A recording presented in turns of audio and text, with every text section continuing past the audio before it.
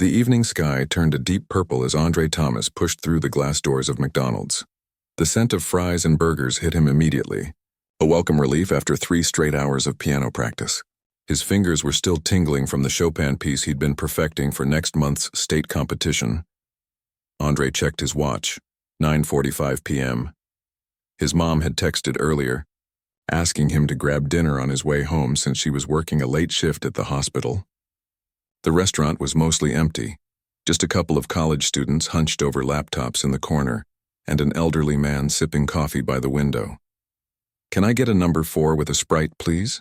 Andre smiled at the cashier, a middle-aged woman with kind eyes who looked like she'd been on her feet all day. "That'll be $8.74, she replied, returning his smile. "Rough day at school?" Andre shrugged. "Piano practice. My teacher thinks I'm ready for the state competition, but I'm not so sure." "Well, you've got nice hands for playing," she observed, handing him his receipt. "Order number 67. Should be ready in about 5 minutes." Andre thanked her and moved to the waiting area, pulling out his phone. He had 3 messages from his study group about tomorrow's chemistry test, and one from his dad asking if he needed a ride home. The McDonald's was only a 15-minute walk from their house in the suburbs, and the night was clear. He texted back that he'd walk. He was so focused on his phone that he didn't immediately notice the commotion outside. Blue and red lights suddenly flooded the restaurant interior, casting strange shadows across the tiled floor. Andre looked up, curious but not particularly concerned. Growing up in a middle-class neighborhood, police presence usually meant someone was getting a speeding ticket or there was a fender bender. The doors burst open. 3 police officers charged in, hands on their weapons, faces tight with tension. "Everybody stay where you are," the tallest officer commanded, his voice bouncing off the walls. The few customers froze. The college students slowly closed their laptops, eyes wide. The elderly man set down his coffee cup with a shaking hand. Andre stood perfectly still, his phone clutched in his palm. A strange feeling washed over him, not quite fear yet, but the uncomfortable awareness that something was very wrong. The officers scanned the restaurant, their eyes moving from person to person until they landed on Andre. The tallest officer nudged his partner and nodded in Andre's direction. Something passed between them, an unspoken confirmation. "You, young man, put your hands where we can see them," the second officer called out, stepping forward. Andre blinked, confused. He looked behind him, certain they must be addressing someone else. "Me?" he asked, his voice catching slightly. "Hands up, now." The command was sharper this time, leaving no room for questions. Andre slowly raised his hands, his phone still clutched in his right palm. His heart began to pound against his ribs, each beat so forceful he was sure everyone in the restaurant could hear it. "Officer, what's going on?" he managed to ask, struggling to keep his voice steady. "Put the phone down on the counter, slowly," the officer instructed, ignoring his question. "Then turn around and place your hands behind your back." The restaurant had fallen completely silent. The cashier who had taken Andre's order stood frozen behind the counter, her hand covering her mouth. The college students were watching with wide eyes, one of them discreetly holding up a phone, recording. Andre carefully set his phone down and turned around as instructed. His thoughts raced. Was this some kind of mistake, a prank? He was wearing his school hoodie and jeans, nothing remarkable or threatening. He'd never had trouble with the law, not even a detention at school. "There's been a robbery reported 3 blocks from here," the officer said, his voice closer now. "Suspect matches your description." "I've been at piano practice," Andre said, the words tumbling out quickly. "I just got here maybe 5 minutes ago. You can ask the cashier. I haven't done anything wrong." Cold metal pressed against his wrists as handcuffs clicked into place. The sensation was so foreign, so unexpected, that Andre felt a wave of disbelief wash over him. "This couldn't be happening. I'm just getting dinner," he said, his voice rising slightly. "Call my parents." "My dad's a judge. There's been a mistake. We'll sort it all out at the station," the officer replied, his tone suggesting he'd heard similar protests many times before. The third officer was speaking to the cashier, who was gesturing frantically and pointing at the register where Andre had placed his order. Whatever she was saying didn't seem to be making an impact. As the officers began leading Andre toward the door, he caught sight of his reflection in the darkened window. The blue and red police lights flashed across his face, making him look like a stranger to himself. His school hoodie, the one he'd worn 100 times before, dark blue with his high school orchestra logo, suddenly felt like a costume in a play he hadn't agreed to perform in. Outside in the parking lot, more police cars had arrived. A small crowd had gathered, watching from a distance, some with phones held up.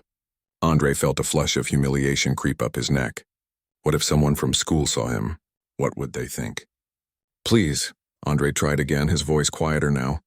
This is a mistake. I was at Central High School until about 9:30 practicing piano. My teacher, Mrs. Wilson, can confirm it. I walked straight here afterward. The officer guiding him toward the police car sighed. Look, kid, we're just doing our job. Someone matching your description robbed a convenience store. You can explain everything down at the station. Andre's legs felt wobbly as he approached the police car. The reality of the situation was finally sinking in. He was being arrested. Him, Andre Thomas, 17 years old, honor student, first-chair pianist who had never even shoplifted candy as a child. Can I call my parents? He asked as the officer opened the rear door of the patrol car. At the station, came the reply. As Andre ducked his head to enter the back seat, he caught sight of more people filming with their phones.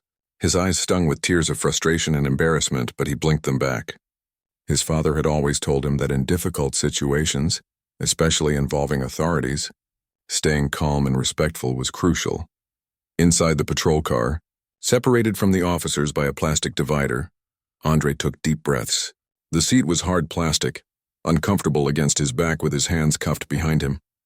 Through the window, he could see people still standing outside McDonald's watching. His dinner, order number 67, would be sitting unclaimed on the counter. As the car pulled away, Andre noticed one of the college students who had been inside was now talking animatedly to another officer, pointing back toward the restaurant. Was she speaking up for him?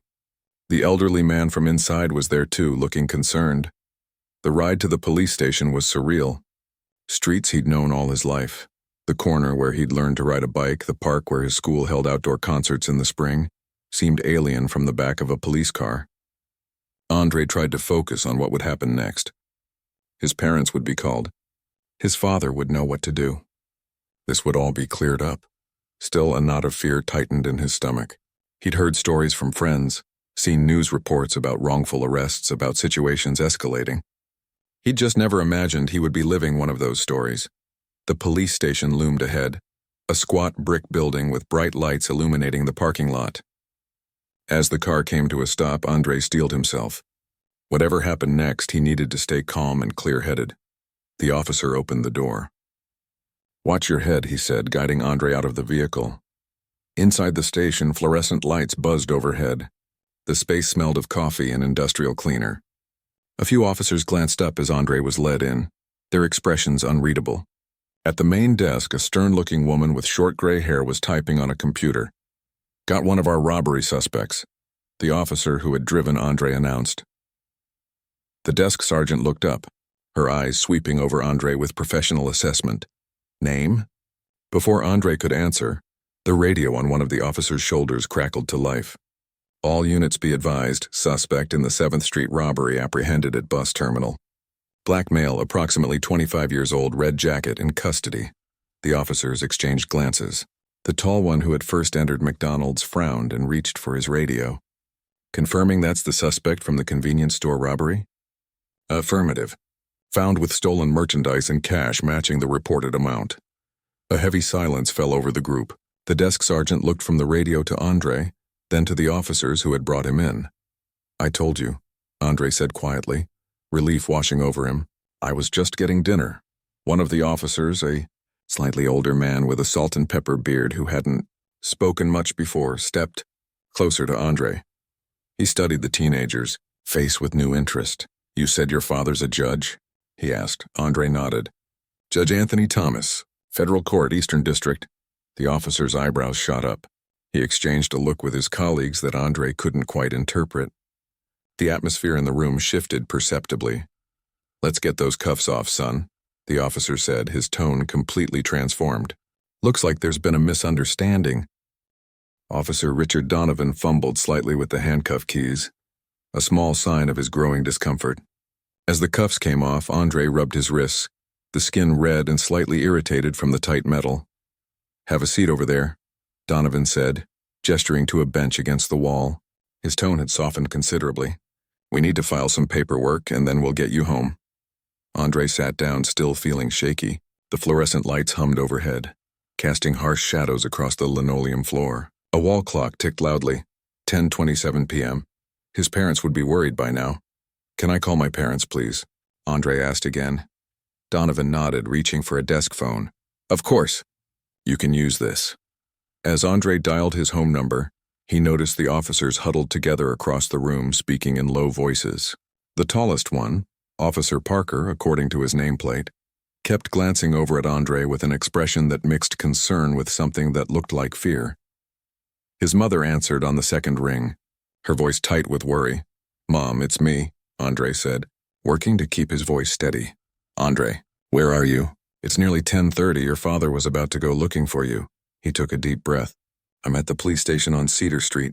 "What?" The shock in her voice was palpable. "Are you okay? What happened?" "There was a mistake. They thought I robbed a store." The words felt strange coming out of his mouth. "They arrested me at McDonald's. But they caught the real guy, so they know now it wasn't me." There was a moment of silence on the other end of the line. When his mother spoke again, her voice had changed, cooler, more controlled. Andre recognized this tone. It was the same one she used at the hospital when dealing with difficult situations. "Put an officer on the phone, please," she said. Andre held out the receiver to Donovan.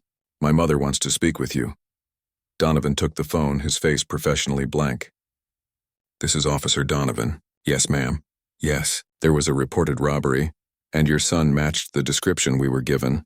"We understand that now, ma'am." "Yes, of course." He listened for a long moment, occasionally saying yes, "Ma'am," or "I understand." By the time he handed the phone back to Andre, a thin sheen of sweat had appeared on his forehead. "Your parents are on their way," Donovan said. "Your mother says they'll be here in 15 minutes. Andre nodded, taking the phone again. "Mom, we're coming right now," she said. "Your father is getting the car. Are you hurt?" "No, I'm fine, just confused." Andre glanced around the station. The desk sergeant was typing furiously, and Officer Parker was on another phone speaking urgently. "Sit tight," his mother said. "We'll be there soon." After hanging up, Andre sat in uncomfortable silence. The initial relief of being uncuffed had given way to a churning mix of emotions. Lingering fear, simmering anger, and a deep confusion about how quickly his normal Tuesday evening had spiraled into this nightmare. "Officer," Donovan brought him a paper, cup of water, and awkwardly hovered nearby. "I'm sorry about the confusion," he offered. "These things sometimes happen in the field." Andre took a sip of water, not trusting himself to respond politely. "These things happen," as if being wrongfully arrested, handcuffed, and paraded through a public place was just a minor inconvenience. Like getting caught in the rain without an umbrella. The station door swung open, and a younger officer hurried in, looking flustered. He headed straight for Parker and Donovan, speaking quickly and gesturing with his hands. Andre caught fragments, all over social media and already 20,000 views. His stomach dropped. The college students in McDonald's. They had been recording. Of course they had. The next 13 minutes crawled by in excruciating slowness. Andre sat perfectly still, feeling the eyes of various officers on him. No one seemed to know quite what to say or do. The desk sergeant brought him a stale-looking packaged cookie, which he politely declined. When the station doors finally opened again, the energy in the room shifted immediately. Andre looked up to see his parents standing in the entrance. A formidable presence even from across the room. His father, tall and broad-shouldered in a navy sweater and slacks, scanned the room with the practiced assessment of someone who had spent decades in courtrooms. His mother, still in her hospital scrubs with a cardigan hastily thrown over them, had her eyes locked on Andre, quickly checking him for any signs of harm. Andre stood up, a wave of relief washing over him at the sight of them. His father spotted him and crossed the room in long strides, his mother right behind him. "Are you okay?" his father asked quietly, placing a hand on Andre's shoulder and studying his face. Andre nodded. "I'm fine, Dad." His mother pulled him into a quick hug, then stepped back to look him over herself, doctor's eyes missing nothing. The station had gone oddly quiet. Andre noticed several officers straightening their postures, suddenly looking much more alert. The desk sergeant had stopped typing and was watching them with undisguised interest. "Judge Thomas," Officer Parker said, stepping forward with his hand extended. "I'm Officer Parker. There's been an unfortunate misunderstanding tonight." His father didn't take the offered hand. Instead, he fixed Parker with the same penetrating gaze that had made countless witnesses squirm on the stand. "A misunderstanding," he repeated, his voice perfectly controlled. "My 17-year-old son was handcuffed and brought here because of a misunderstanding." Parker swallowed visibly. "We received a report of a robbery 3 blocks from the McDonald's where we found your son. The description we were given was—" "What was the description?" his mother interrupted. Parker hesitated. "Young black male, dark hoodie." Andre's father let out a short, humorless laugh. "Young black male in a dark hoodie. In a city of nearly 300,000 people." He shook his head. "And was that the entire description? Nothing about height, weight, distinguishing features?" Donovan stepped forward. The witness was shaken up. "It was a limited description, but we had to act quickly to secure the area." "So you arrested my son, an honor student with no record, based on that vague description? Did you even ask for his ID? Check his alibi?" "He was coming from piano practice at his school." The officers exchanged uncomfortable glances. "There wasn't time for—" Parker began. "There's always time to do your job correctly." Andre's father cut him off. "Always." The station had gone completely silent. Even the radio chatter seemed to have paused. His mother placed a hand on his father's arm. "Anthony," she said quietly. Then to the officers, "Who's in charge here?" "That would be Captain Thompson," the desk sergeant offered. "He's been notified and is on his way in." "Good," his father said. "We'll wait." He guided Andre back to the bench and sat down beside him. His mother took the spot on Andre's other side, her arm protectively around his shoulders. "Tell us exactly what happened," his father said. Andre recounted the events at McDonald's, trying to remember every detail, what the officers had said, how they had approached him, whether they had identified themselves properly. His father listened intently, occasionally asking clarifying questions. His mother's arm tightened around him when he described being handcuffed in front of everyone. "Did they read you your rights?" his father asked. Andre thought back. "No.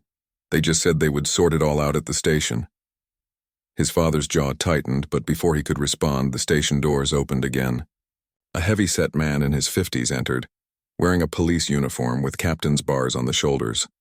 He looked around the room, quickly assessing the situation, then headed straight for them. "Judge Thomas," he said, extending his hand. "Captain Roy Thompson." "I came as soon as I heard." This time Andre's father stood and shook the offered hand. "Captain, I wish we were meeting under different circumstances." Thompson nodded grimly. "As do I. I've been briefed on the situation and I want to personally apologize for the error. We've already begun an internal review of the incident. The error is all over social media by now," Andre's mother said. "My son was publicly humiliated." Thompson's expression grew even more serious. "Mrs. Thomas, I understand your concern. If you'll all come to my office, we can discuss this privately."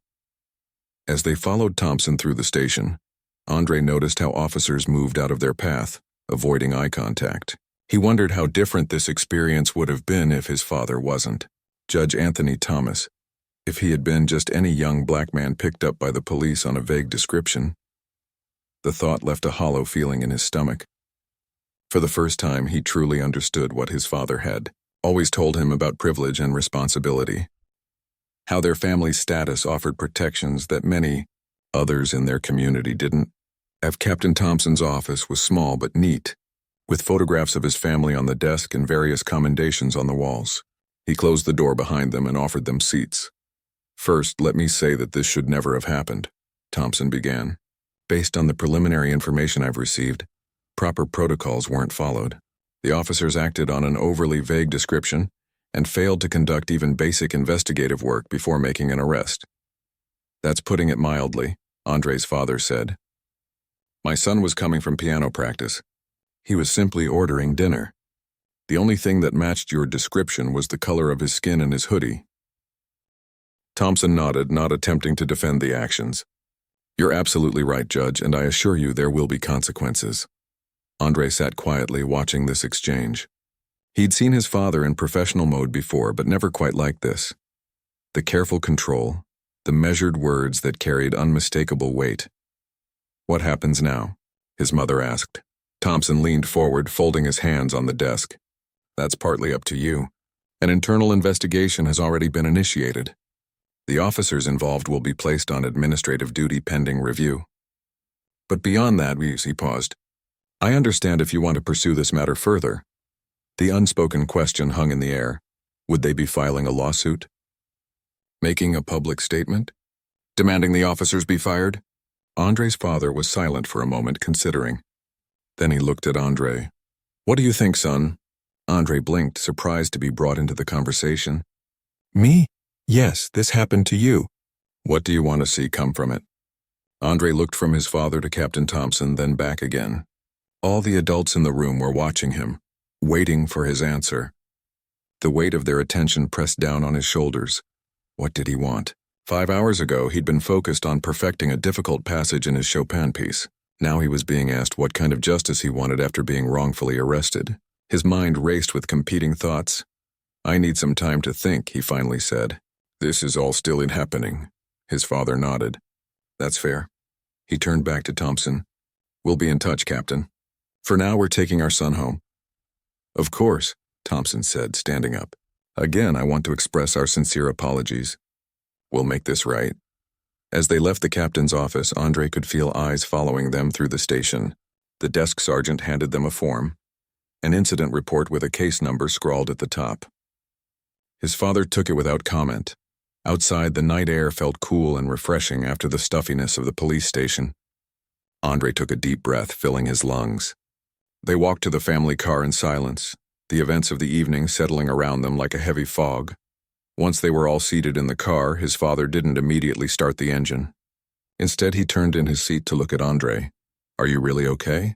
He asked, his voice gentler now, the professional mask set aside. Andre considered the question. Was he okay? His wrists still had faint red marks from the handcuffs. His stomach growled, reminding him he never got his dinner. And something deeper had been disturbed. A sense of safety in the world that he hadn't even realized he'd taken for granted. I don't know, he answered honestly. I'm not hurt, but it was scary. His mother reached back from the passenger seat and squeezed his hand. That's understandable, honey. Anyone would be shaken up. I keep thinking about what would have happened if Dad wasn't a judge, Andre said. The thought that had been circling in his mind since the station. What if we didn't have the connections we have? His parents exchanged a look. That's a very good question, his father said, his voice thoughtful. And it's the reality many people in our community face every day. The drive home was quiet, each of them lost in thought. When they pulled into their driveway, Andre noticed his father checking the time. Nearly midnight now. Neither of his parents had mentioned that they both had to be up early for work, or that Andre had school tomorrow. Some things were more important. Inside the house, his mother headed straight for the kitchen. You never got your dinner, she said. I'm making you something. Andre wasn't sure he could eat, but he didn't argue. His father gestured toward the living room. Let's sit for a bit, he said. They settled on the couch, the familiar comfort of home beginning to ease some of the tension from Andre's body. From the kitchen came the sounds of his mother moving about, opening the refrigerator, the microwave humming. I've spent my entire career in the justice system, his father began, 23 years as an attorney before becoming a judge. And in all that time, I've seen patterns that never change. He leaned forward, elbows on his knees. What happened to you tonight? It happens all across this country every day. Andre nodded. It wasn't news to him. They'd had versions of this conversation before. His parents had always been honest with him about the realities of being black in America. But tonight the abstract had become painfully concrete. The difference is, his father continued, most people don't have a federal judge for a father. They don't have the resources we have. They don't have people in positions of authority who will listen to them. His mother came in with a plate, a sandwich, some fruit, and a glass of water. She set it on the coffee table in front of Andre. Eat something, she said, even a few bites. She sat down beside his father, her hospital ID badge still clipped to her cardigan. Andre picked up half the sandwich and took a small bite, more to please her than from hunger. We have options, his father said. We could file a civil rights lawsuit against the department. With the video evidence and the obvious lack of probable cause, we would almost certainly win. Would that change anything? Andre asked. His father considered this. It would send a message. It might make them think twice next time. And financial penalties can sometimes motivate policy changes when nothing else will. But it wouldn't address the bigger problem, his mother added. The mindset that made those officers see a young black man in a hoodie and immediately assume criminal. Andre took another bite of his sandwich, thinking. The familiar taste of homemade food was comforting. His mother always put a little bit of mustard on the bread just the way he liked it. What if we did something different? He said slowly, an idea beginning to form. Instead of just punishing them, what if we tried to change things from the inside? His parents looked at him with interest. What do you mean? His father asked. Andre set down the sandwich, warming to his thought. What if we worked with the police department? Created some kind of program that brings officers and young people like me together? Not just to talk, but to actually get to know each other. His mother tilted her head, considering. A community initiative? Yeah, Andre nodded. Because part of the problem is that they don't see us as individuals. We're just categories to them. Young black males in hoodies. But if they knew us as people with names and stories and families. His father was watching him with an expression Andre couldn't quite read, something like pride, mixed with sadness. It's a good idea, he said. But change like that takes time. And it requires the department to be willing participants, not just going through the motions to avoid a lawsuit. So we make that the condition, Andre suggested. Instead of suing them, we ask them to commit to this program. Real commitment with resources and participation from the top down. His parents exchanged another look, a silent conversation passing between them. It could work, his mother said, especially with your father's influence. And the timing might be right. They're probably very concerned about that video going viral. Andre hadn't even thought about the video since leaving the station. Do you think a lot of people have seen it by now? His father pulled out his phone, tapped a few times, then handed it to Andre. On the screen was a social media post, a video titled Black Teen, Wrongfully Arrested at McDonald's. The view count already showed over $100,000. Andre watched a few seconds of it. The strange experience of seeing himself, from the outside, hands up, being handcuffed. He handed the phone back, his stomach churning. This gives us leverage, his father said. But it also means we need to move quickly if we want to shape the narrative. Andre's mother reached for his hand. This is your experience, Andre. If you want to pursue this idea instead of a lawsuit, we'll support you. But you don't have to decide tonight. Andre shook his head. I want to do this. Filing a lawsuit feels like just another step in a broken system. I want to try something different. His father nodded, something like pride settling in his expression. All right. First thing tomorrow, I'll call Captain Thompson. We'll set up a meeting to discuss your idea. I want to be there, Andre said. I want to tell them myself. Of course, his mother agreed. It's your vision. Later that night, after finally showering and changing into comfortable clothes, Andre lay in bed staring at his ceiling.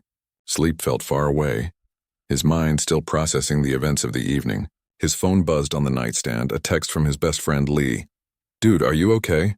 Just saw the video. Call me when you can. Andre realized news of what happened would be waiting for him at school tomorrow. Everyone would have questions. Some would be genuinely concerned, others just curious for gossip. Teachers might treat him differently. Nothing would be quite the same, but maybe that wasn't entirely bad. Maybe this was an opportunity to create something meaningful from an awful experience. He texted back, I'm okay. We'll tell you everything tomorrow. Got an idea I want your help with. Setting his phone down, Andre finally felt his eyelids growing heavy. As he drifted towards sleep, fragments of the night replayed in his mind. The cold metal of handcuffs, his father's controlled anger at the station, Captain Thompson's uncomfortable apology.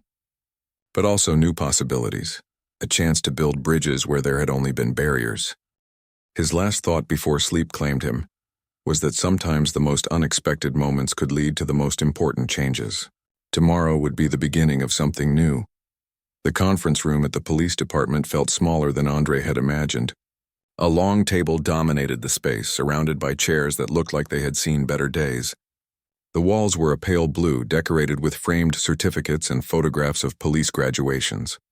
Andre sat between his parents, trying to appear calm despite the nervous flutter in his stomach. Across from them sat Captain Thompson, Officer Donovan, and a woman who had been introduced as Lisa Chen, the department's Community Relations Director. "Thank you for coming in today," Captain Thompson began. "As I mentioned on the phone, Judge Thomas, we're eager to hear your son's proposal." All eyes turned to Andre. He took a deep breath, remembering the notes he'd practiced that morning.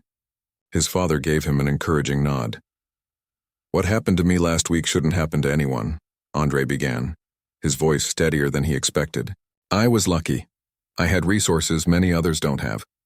But there are kids like me all across this city who get profiled every day, and they don't have a judge for a father." Captain Thompson shifted in his seat but didn't interrupt. "I could file a lawsuit," Andre continued. "My parents and I talked about that option, but I don't think that would fix the real problem." "And what do you see as the real problem?" Lisa Chen asked, leaning forward with genuine interest. Andre considered his words carefully. "Distance, separation. Officers don't know the communities they police, especially young people who look like me. And we don't know you either. We just see the uniform and the badge, so we make assumptions about each other. And that leads to mistakes, dangerous mistakes." Officer Donovan, who had been staring at his notepad, looked up and met Andre's eyes for the first time. Something passed between them. Not quite understanding yet, but an opening. "So what are you proposing?" Captain Thompson asked. Andre straightened in his chair. "A program that brings officers and young people together, not just for one-time meetings but for ongoing relationships. Regular discussions where we can talk openly about our experiences and perspectives. Activities where we get to know each other as people, not just categories." He paused, gauging their reactions. His mother had warned him that the department might agree to something superficial, just to avoid bad publicity. He needed to be specific. "I'm thinking twice-monthly meetings, rotating between schools and community centers in different neighborhoods. Each meeting would have a mix of dialogue and activities, and it would need to involve officers at all levels, from new recruits to senior leadership." Lisa Chen was taking notes, nodding occasionally. "What would you call this program?" she asked. "Common Ground," Andre replied without hesitation. He'd thought of the name last night, lying awake long after he should have been asleep. Captain Thompson leaned back in his chair, considering. "It's an interesting concept, Andre. But I have to ask, what makes you think this would actually change anything? We've had community outreach programs before." Andre had anticipated this question, because this would be different in 3 ways. First, it would be led by young people and officers working together, not just the department doing outreach. Second, it would be ongoing, not just a one-time event. And third, he paused, making eye contact with each person across the table, it would be public, transparent. The community would know about it and be able to track its progress. His father spoke for the first time since introductions. "I've spoken with the mayor and the city council. There's strong interest in supporting this initiative." The video of Andre's arrest has over 500,000 views now. People are watching to see how this department responds. The implication was clear. Support the program, or face the consequences of public scrutiny and potential legal action. Captain Thompson nodded slowly. "We're certainly open to the concept. Ms. Chen, what are your thoughts from a community relations perspective?" Lisa tapped her pen against her notepad. "I think it has potential.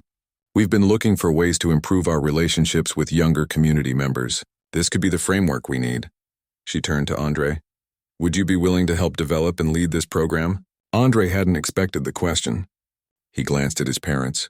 His mother gave him a small nod. "Yes," he said, "I would." The meeting continued for another hour, discussing logistics, timelines, and resources. By the end, they had the outline of a plan, a 6-month pilot program with the possibility of expansion if successful. The department would provide officers and meeting spaces. Andre and a group of students he would help select would develop the curriculum and activities. As they were wrapping up, Officer Donovan cleared his throat. "I'd like to volunteer to be part of the program," he said. "As one of the officers involved in what happened, I think it's important."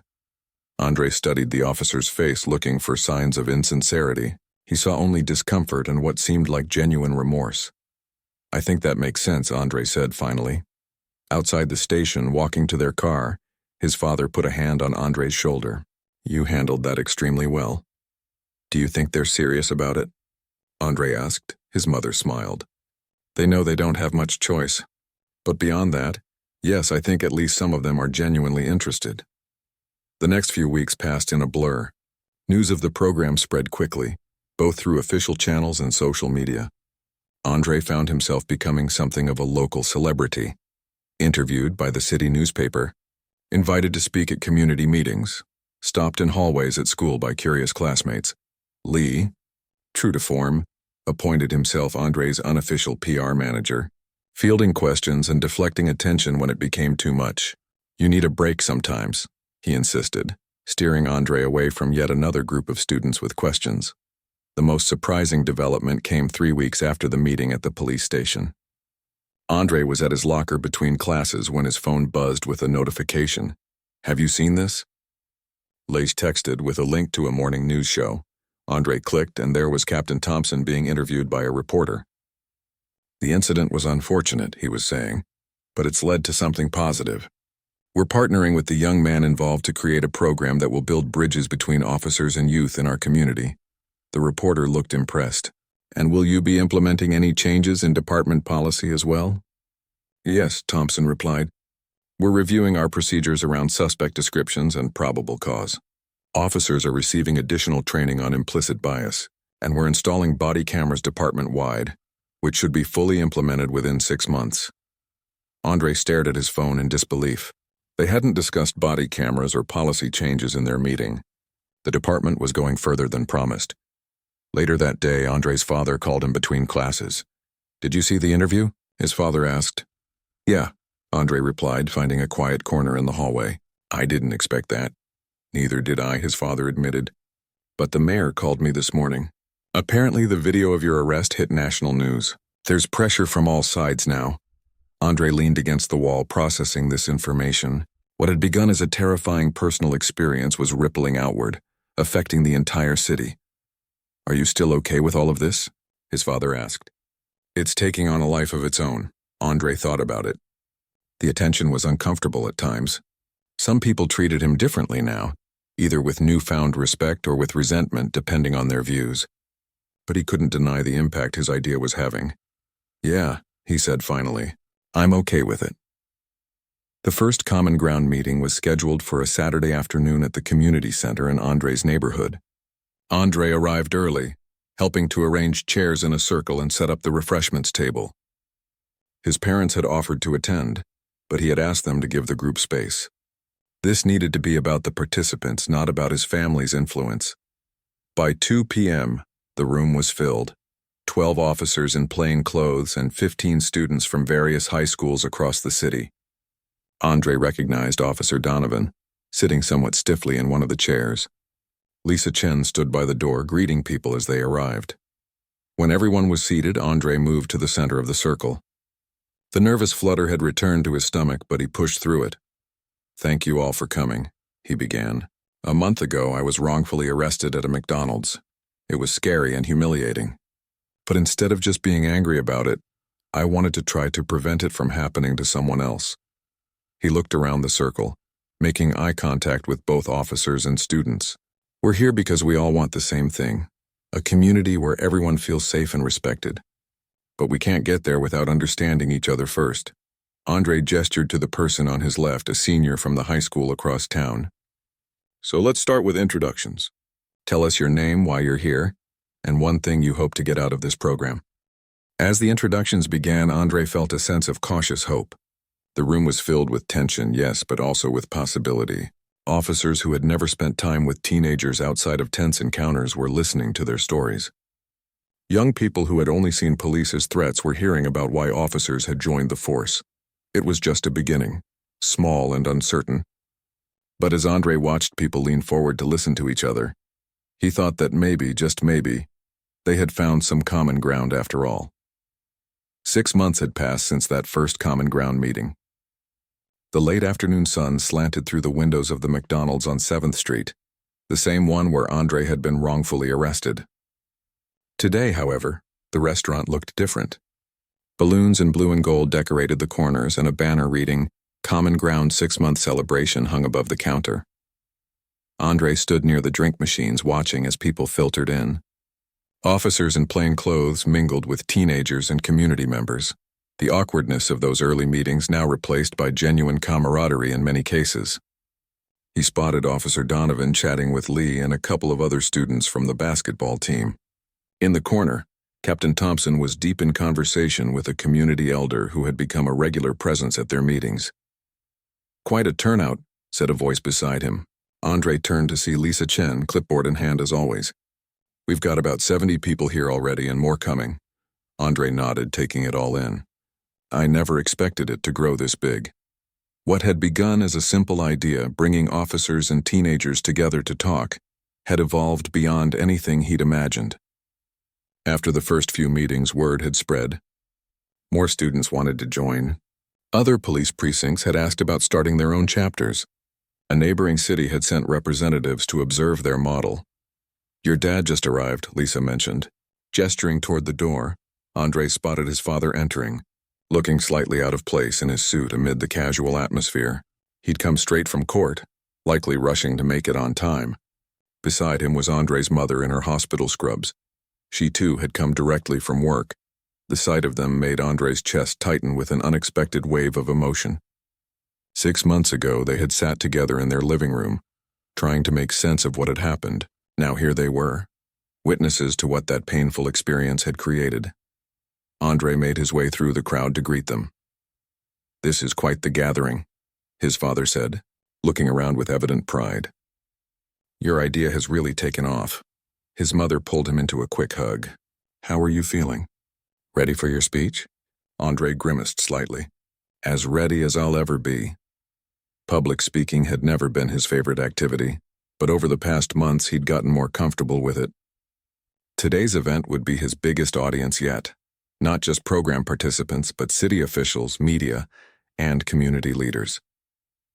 The restaurant manager, Mr. Patel, approached them. "We're just about ready to start," he said. "Whenever you are." Mr. Patel had been surprisingly supportive of the program from the beginning. After learning what had happened in his restaurant, he had offered the space for meetings and events, even adjusting his staffing to accommodate them. "This is how we make things better," he'd said simply when Andre thanked him. Finding a spot near the counter, Mr. Patel tapped a spoon against a glass to get everyone's attention. The buzz of conversation gradually subsided as people turned toward him. "Welcome, everyone," he began. 6 months ago, something happened in this restaurant that should not have happened. A young man was wrongfully arrested while simply trying to order dinner. He gestured toward Andre. But instead of responding with anger, that young man chose to create something positive. "I'll let him tell you about it himself, Andre." Taking a deep breath, Andre stepped forward. Dozens of faces looked back at him, some familiar now, others still strangers. He spotted a local news crew in the corner, cameras rolling. 6 months ago, I was handcuffed and taken from this McDonald's," Andre began, his voice steady. "I was scared and humiliated. For a moment that felt like forever, I wasn't Andre Thomas, honor student and pianist. I was just a young black male in a hoodie, a suspect." He paused, letting the words sink in. "I had 2 choices after that night.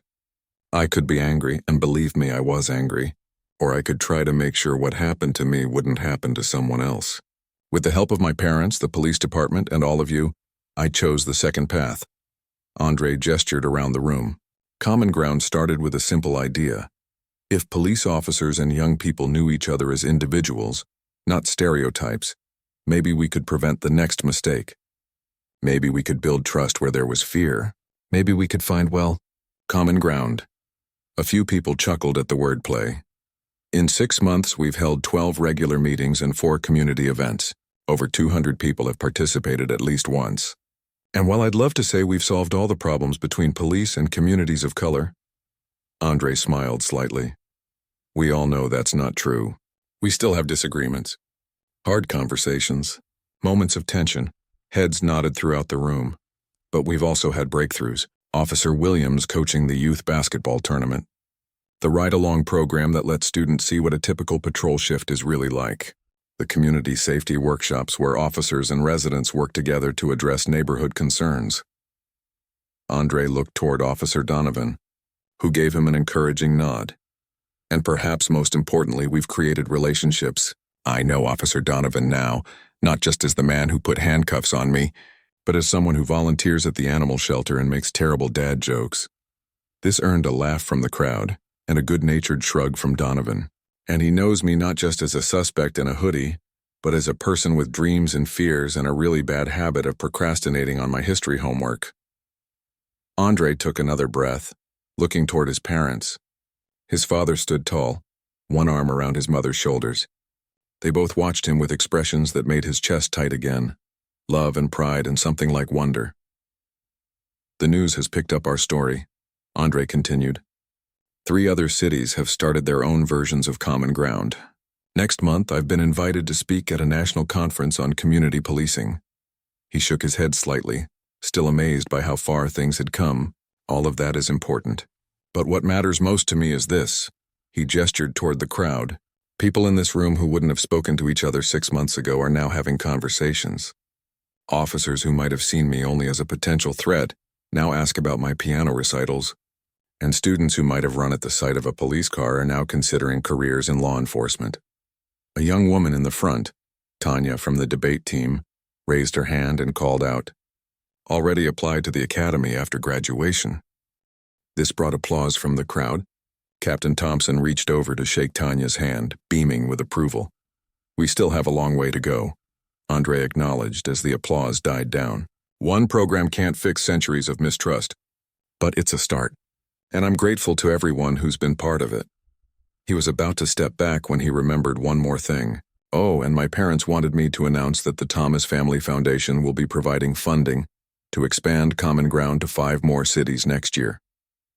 This news brought another round of applause. Andre hadn't been sure about his parents' decision to use some of their savings to create a foundation, but they had insisted. "This is important work," his father had said. "It deserves proper support." As the formal program ended and people returned to mingling, Andre found himself standing next to Officer Donovan near the drink machines. "Not bad for a kid who was just trying to get dinner," Donovan said, the corner of his mouth lifting in a small smile. Andre laughed. "Definitely not how I expected that night to turn out." Donovan's expression grew more serious. "I've never properly apologized to you, have I? Not just as a department representative, but personally." "You didn't have to," Andre said. "You showed it by being part of the solution. Still," Donovan extended his hand, "I'm sorry for what happened, and I'm grateful for what you've created from it." Andre shook the offered hand, feeling the full circle of the moment. Later, as people began to leave, Andre found himself back with his parents. The McDonald's staff had started cleaning up, taking down balloons and folding chairs. "So," his mother said, "how does it feel? 6 months of Common Ground?" Andre thought about it. "Good. Important. But also," he searched for the right word, "unfinished." His father nodded in understanding. "This kind of work is always unfinished. That's why it matters that you've built something that can continue growing." Through the windows, Andre could see the evening settling over the city, his city. The same streets where he'd been handcuffed and placed in a police car. The same neighborhood where he'd grown up. Nothing had changed, and yet everything had. Next week, he'd be heading to his first college visit, still months away from a decision, but starting to think about his future. He'd been considering law like his father, but lately, he'd been drawn to public policy and community organizing. "Ready to head home?" his mother asked, gathering her purse. Andre nodded, taking one last look around the McDonald's. The place that had been the site of his most humiliating moment had become something else entirely. The birthplace of an idea, the starting point of a journey. As they walked to the car, Andre spotted a young boy watching them from across the street. He looked to be about 12, wearing a hoodie much like the one Andre had worn that night. Their eyes met briefly before the boy continued on his way. Andre wondered if that boy would grow up in a slightly better world because of what had happened here. If someday he might walk into a McDonald's without being seen as a suspect first and a person second. He hoped so. It wasn't enough, not nearly enough, but it was a beginning. And sometimes beginnings were the most important part of any story.